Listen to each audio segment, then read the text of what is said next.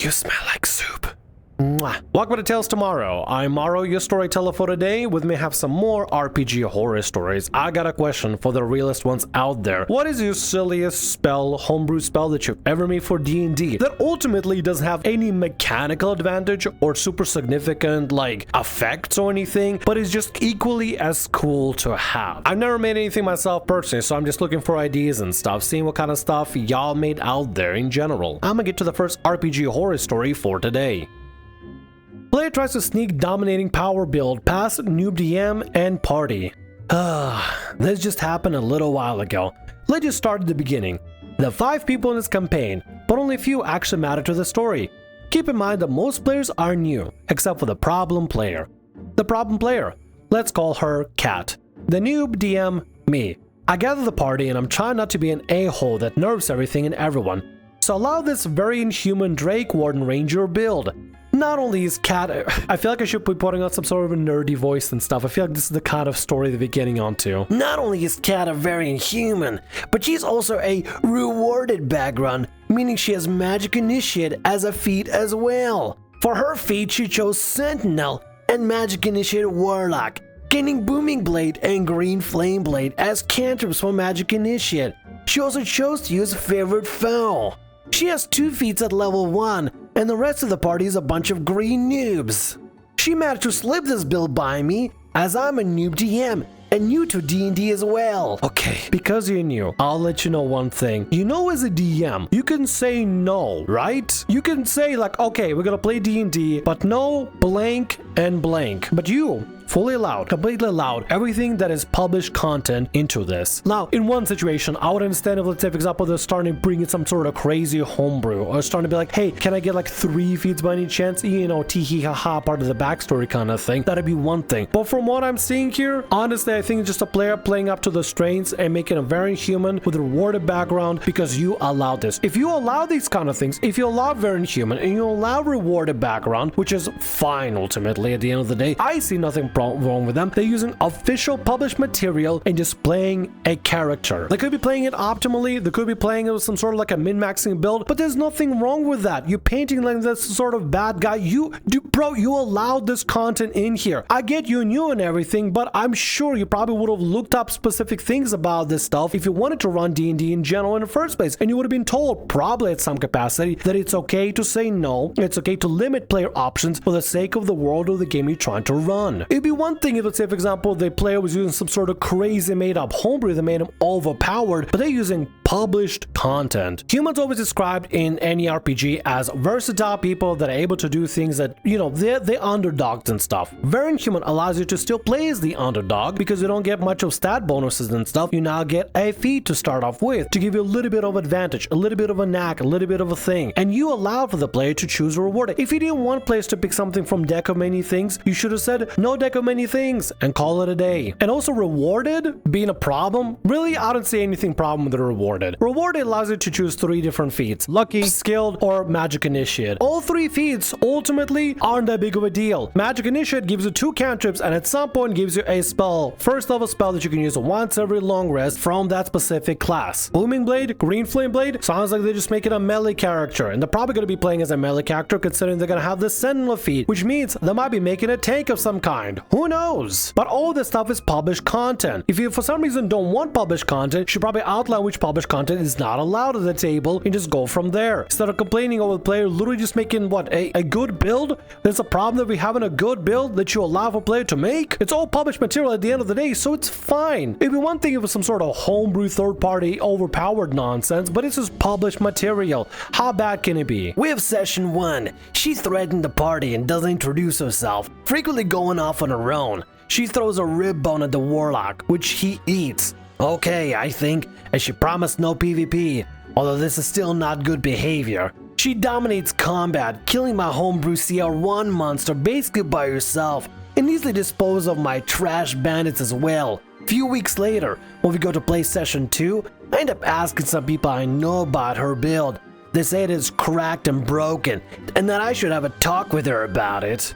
I tried to have a talk with Kat about her build, but she refuses to change the very inhuman, says that she shouldn't take a non-combat feat because it doesn't matter for my campaign. False. They were just in a dungeon at the start. I kick her. She says I should play 2024 rules since I want to restrict everything. Oh, burn. Was I being unreasonable here? I think I was very fairly reasonable. No player should have such a power boost over the others, especially a bunch of noobs at level 1. If you didn't want the player to have that option, you should have restricted it from the very beginning in the character creation side of things. My god, if you don't want specific things in your game, tell to the player no blank included, or no PHB book or whatever included, or no third-party homebrew stuff included. You can set your own ground rules for these sort of things, but at the end of the day, how bad can this player really be? Wow, they defeated a CR1 monster. Wow, that's easy. That's an easy thing to do. You know what CR1 as well? Giant spider. You know what a rogue can do with decent items at level 4? Pretty easily can kill a giant spider, probably real lucky by themselves. Depends on level you guys are playing at, maybe level 1, 2, maybe potentially even 3. I don't know what level you guys are playing at. But if you give the player the ability to have this stuff and everything, then yeah, they're gonna be able to dominate like a CR1 monster. You know what's also a CR1 monster? An imp. Pretty sure an imp is a CR1 monster. It has resistances and everything if you're using the 2014 version. And guess what? Just because it's a CR1 creature doesn't mean it can't be one-shot with nice lucky rolls and stuff. Maybe your player is just playing optimally. Maybe your player is playing actually consciously and actually trying to make a decent build. Maybe your player actually want to play something where the combat feats can actually be rewarded instead of picking some sort of non-combat feats. Maybe at the start of character creation, you could let the player know, oh yeah, non-combat feats actually matter a lot as well in my campaign. You should probably grab one of those for a feat if anything at all. But also I see no problem with your player trying to make some sort of a fun build they want to play. Who cares if it's min-max? Who cares if it's optimized? Some players just like to play something that is well built and well put together. Not everybody wants to play just a random quirky build with just you don't know what you're doing and stuff. At the end of the day, I feel like maybe this situation could have been avoided entirely by first setting up restrictions and ground rules on what's allowed and what's not allowed in your campaign. If you allow everything published in the campaign, don't be surprised if somebody decides to go with ruined or rewarded as the background. Now the player does have a bit of a problem of wanting to threaten the party and wanting to separate from the party. That is definitely a problem 100%. I definitely feel like there could be the conversation being had for that. But a player choosing to play some fun and something optimal is a problem.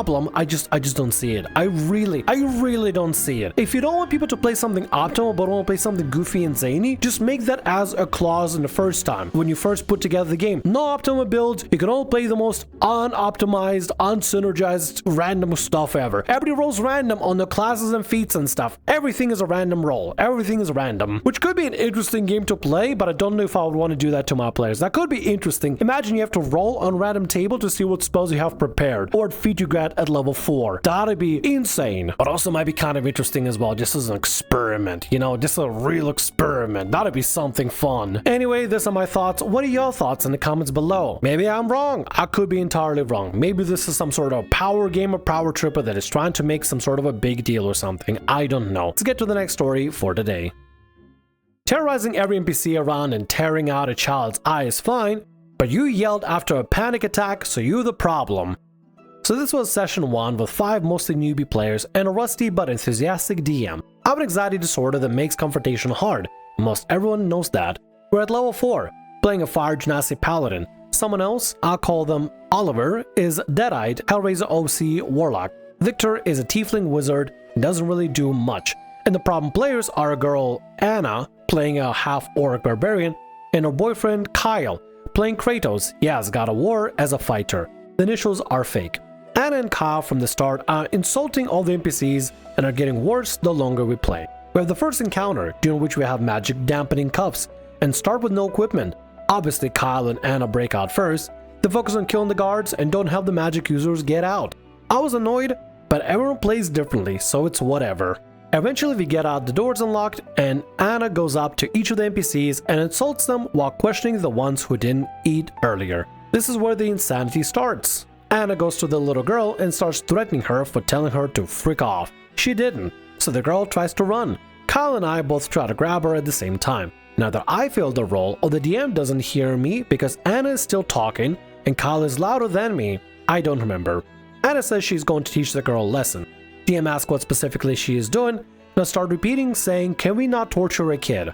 I'm ignored, and Anna decides she's going to take the kid's eye out of her bare hands. She does, and the kid wiggles out of Kyle's hold and runs away.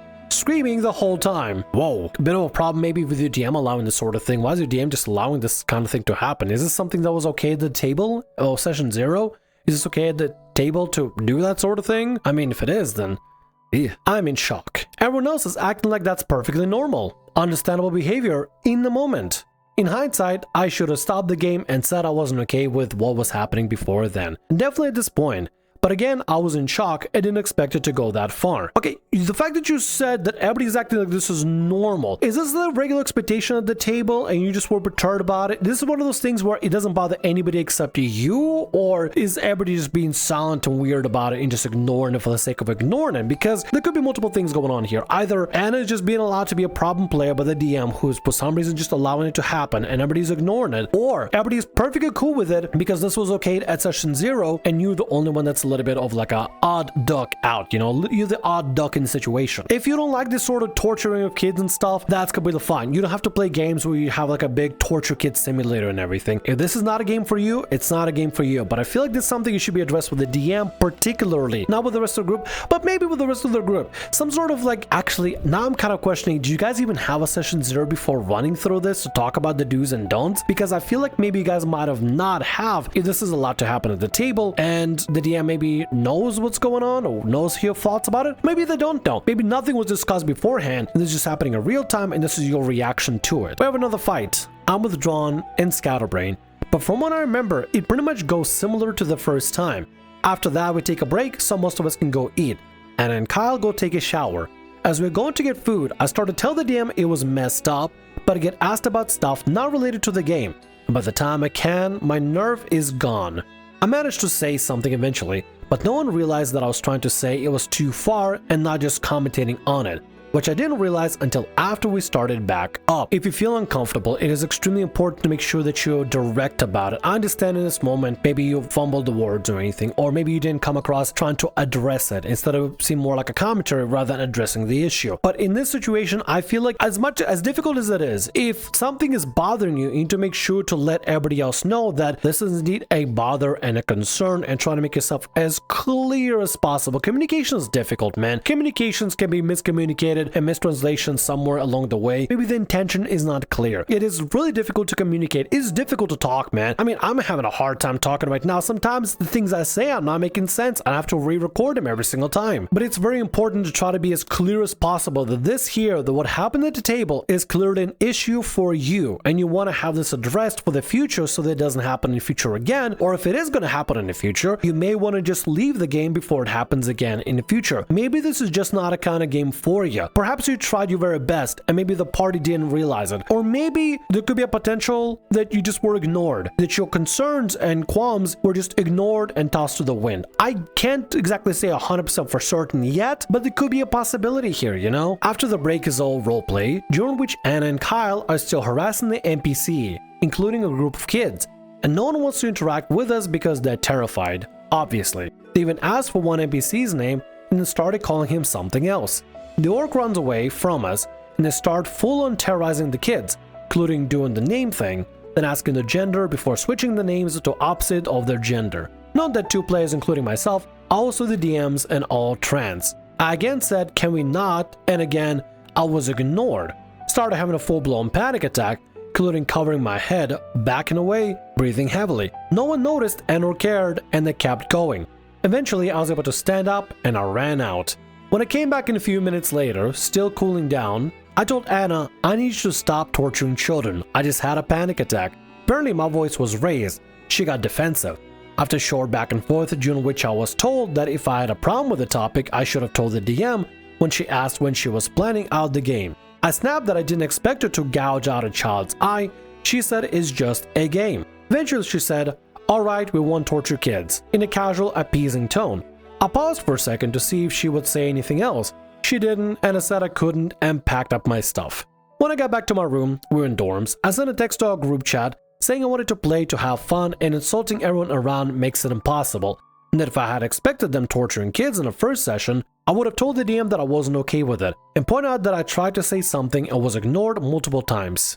Right after I sent this, before anyone read it, the DM came in and said I should have said something earlier and asked me to try to work it out because everyone still wanted to play. I said I'd try, which I did. As I was trying to type it out, I got a text from Anna saying basically the same thing in a much more accusatory way. Still sent my side, including explanation for why I didn't say anything earlier, while acknowledging that I should have, and letting her know that how she was acting felt dehumanizing. She said that I came in yelling and reiterated that I should have said something earlier, said sorry for yelling, dog, said I was disrespectful to everyone else, and repeated that I should have said something earlier, including I nor others can read bodies. We had another back and forth while I was just asking for a serious apology for giving me a panic attack. She kept saying she already did, and I should have said something earlier, that she was ignoring what I was doing while we were playing because it was hard to tell what was in character or not. Eventually she said the conversation wasn't respectful and that she wasn't responding anymore, completely ignoring that I had been reiterating that how she was acting felt dehumanizing and disrespectful to me. Okay, this is a lot to unpack here. This is a whole lot to unpack, and I feel like I am not somebody that's qualified to be able to unpack this, but here we go. What sounds like to me is that Anna and Kyle and everybody else wants to play a particular game, and expectations weren't checked. This feels very much like you guys had no session zero in the slightest whatsoever, and nothing was talked about. Would it be okay, not okay, limits, expectations, do's and don'ts. This generally feels like none of it was talked about before, because if you guys did have a session zero and you voiced to the DM that you're not okay with torturing children, that probably wouldn't have happened. Or maybe you did talk to the DM about no torture of children and they ignored it because they wanted to have Anna and Kyle just have the little silly fun together. I feel like Anna and Kyle are the kind of people that play D&D not because they want to get immersed into a storyline, they want to be able to just do whatever because it's whatever, it's fine, it's a video game. Torturing kids, whatever. Insulting people, whatever. Killing off NPCs for no reason, whatever. I get to do what I want kind of game.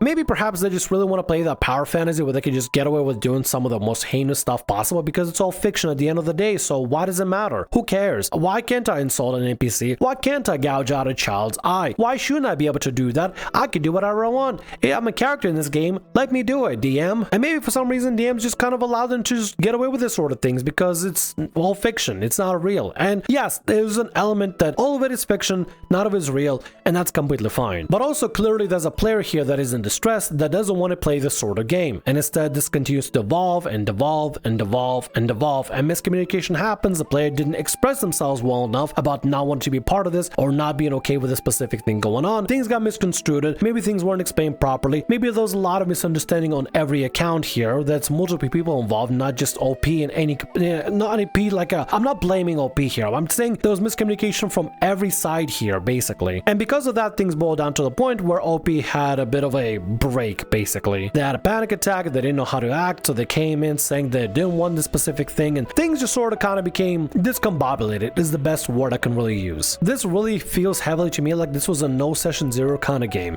Nothing was checked, nothing was a-okay, and there was no do's and don'ts figured out whatsoever with the DM, with players, or anybody else at the table. Anna and Kyle's fun was kind of prioritized, or at least it feels like it was prioritized. It didn't seem like we got any perspectives from any other players other than Anna and Kyle, but none of the other players really spoke up about it, really made any sort of comments about it. They could be potentially also uncomfortable with the situation, just not being vocal about it and speaking up because they don't know what to say. Or it could be a possibility that the other players genuinely don't care what Anna and Kyle are doing because it's all fiction, so what does it matter anyway? Perhaps it's because it's all just a game, it's all fiction, it's not real anyway, so it's fine if players are doing some crazy stuff like gouging out a child's eye or whatever. People can play whatever games they want to play as long as everybody else at the table is cool with it. Perfectly fine, doesn't affect me, shouldn't affect anybody else. But if a player is at the table, is having a horrible time and having an uncomfortable time, but just not having the ability or maybe not expressing themselves in the correct way, it's just unfortunate situation. It's just a really unfortunate situation that things have to happen this way. Honestly, I recommend for OP to just not play with this group or not play at any table with Anna. Clearly, OP and Anna not compatible at the table. Anna wants to do some gruesome things that OP just doesn't want to do, and it makes him uncomfortable. So it's best the two probably stay away from one another. And in the future for OP, I highly recommend session zeros are a must in a game, because this feels very much like there was no session zero and none of this stuff was discussed initially, and when OP tried to express themselves, instead it was taken as like a side commentary because maybe it wasn't expressed well enough or something. I don't know. Either way guys, session zeros are extremely important to make sure you you avoid these sort of situations like this in the future, to avoid players that don't want to play a specific game having this kind of moment or having this kind of situation in the first place, and people that want to play a specific type of game can enjoy play a specific type of game. I guess at the end of the day, I feel like most important lesson here is session zeros are extremely important. If there's anything I missed out, please let me know in the comments below. I want to know your thoughts about the story as well. And with that, that's going to be all our stories for today. I want to thank you very much for watching, and thanks so much for being here. If you like what I do, consider subscribing to the channel and leaving a like. Also, if the RPG Horror Stories ever goes down, or if you want to submit your own personalized horror story, email is down in the description below. I'll see you again in more Tales Tomorrow. Bye-bye. Completely not related to the story entirely, the term magic user was used as a derogatory jerk off. Jerk me off. Yeah, jerk me off. I'm not even gonna say anything. I don't care. I'm tired.